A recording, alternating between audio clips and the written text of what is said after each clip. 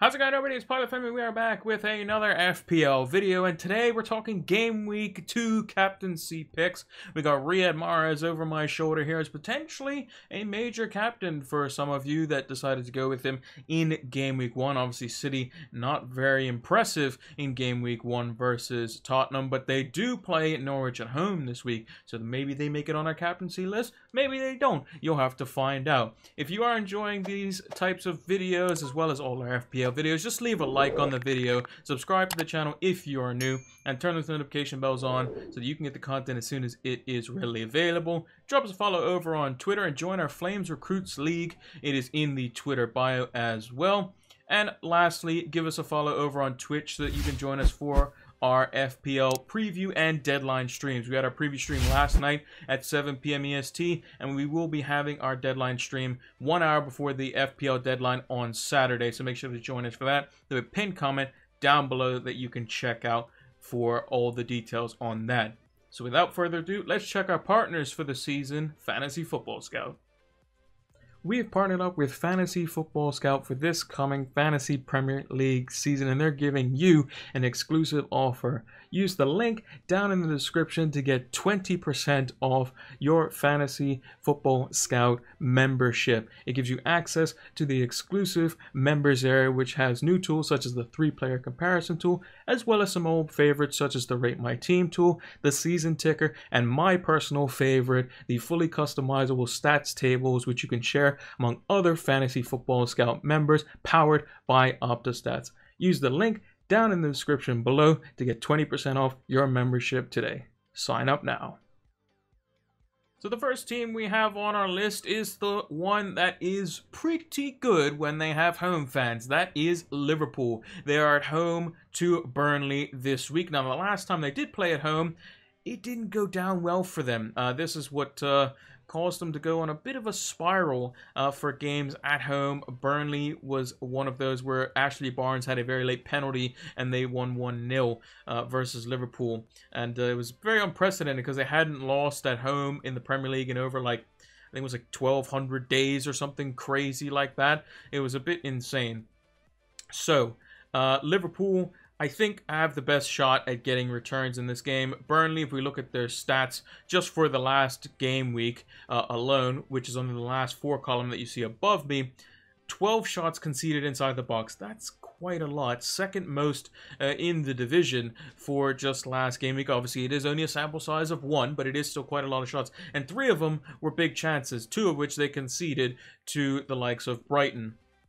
And then XG conceded 1.73, so they were around about, gonna concede 2 goals to Brighton anyway with those shots that they did concede.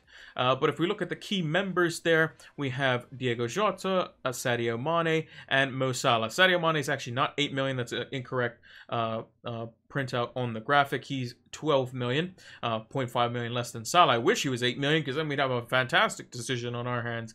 But he probably played around about an 8 million price tag, to be honest, but he is 12 million in the game. He only got he got no goals, no assists, but he did have the same number of shots inside the box as Diogo Jota.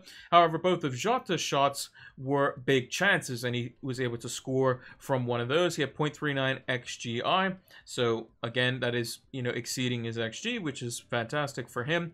Those that went with him over Tsimikas obviously did well by 2 points in that front, but I think the main man we're all looking at is Mohamed Salah, with his new picture for the Premier League season, with his trademark kind of facial hair and the nicely groomed haircut that he has going on in his new Liverpool jersey.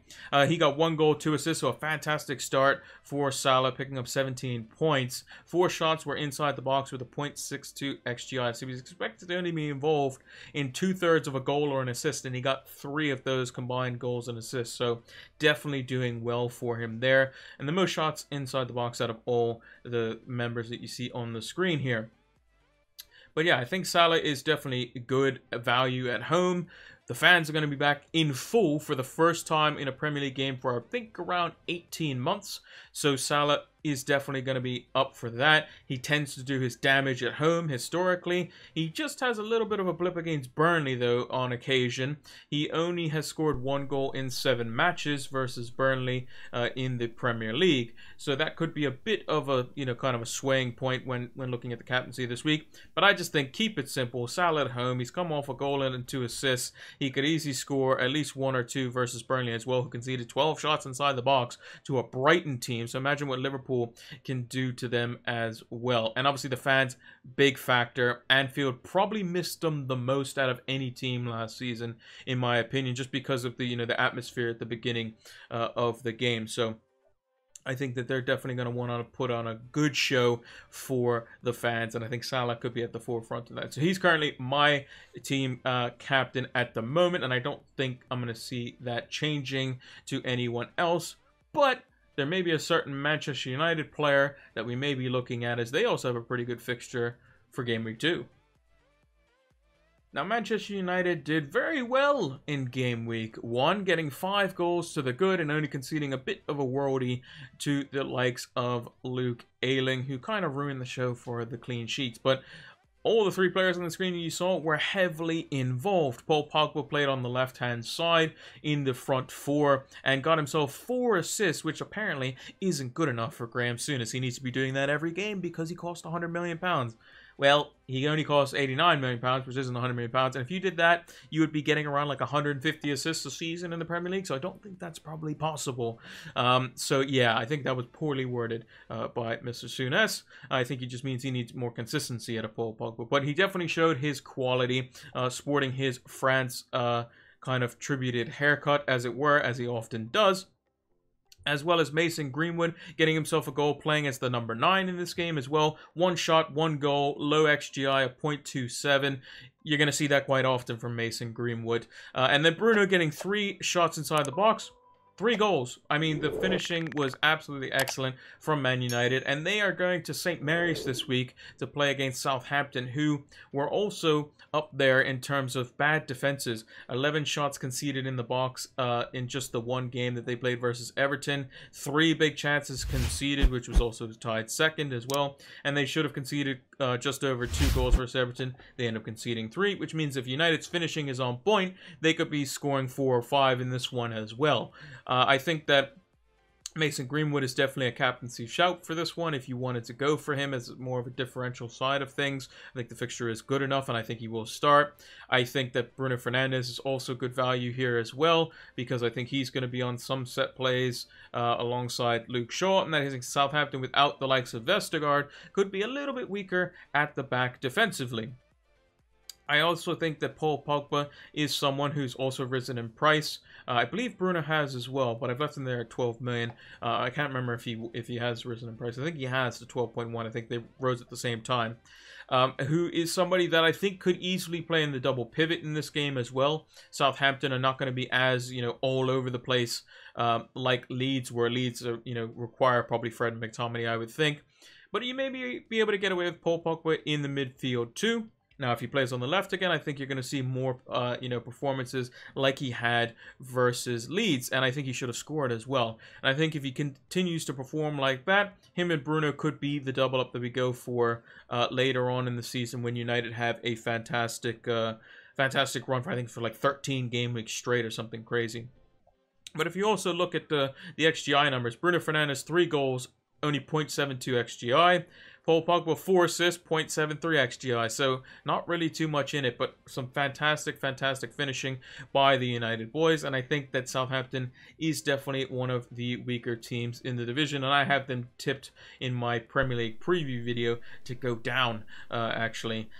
So make sure to check that out on the channel as well. I have them placed in 19th because I think just without Danny Ings, without Vestergaard, potentially Ward-Prowse leaving at the end of the window at some point as well, could be a bit of a rough season for them. But yeah, let's take a look at, now that we've seen the front runners of Man United and Liverpool, which seem to be like that for the first 6 game weeks at least. Let's see if there's some differential captaincy options that we can explore for Game Week 2.